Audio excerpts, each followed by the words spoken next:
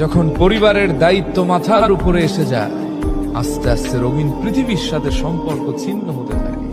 নিজের স্বপ্ন, future, wish, নিজের ভালো লাগা, ভালোবাসা একে একে ফ্যামিলির জন্য কোরবানি করে দিতে হয়।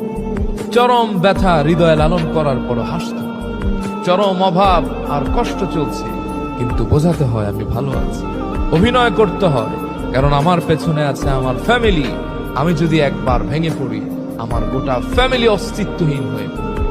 কারণ এখন আর আমি নিজের জন্য বাঁচি না, আমি বাঁচি আমার ফ্যামিলির সুখের জন্য। আমি কাঁদবো, কিন্তু আমার ফ্যামিলি মেম্বার্সরা যেন একটু হাসে, তারা যেন একটু আনন্দে বাঁচে, জন্য আমি আমার জীবনটাকে বাজি ধরি। একবার যে ব্যক্তি এই দায়িত্ব নিয়েছে, সে জানে পৃথিবীটা কত কঠিন, কত মায়াহীন, নিষ্ঠুর। এই পৃথিবীর বাস্তব রূপ তারাই জানে যারা ফ্যামিলির দায়িত্ব নিয়েছে।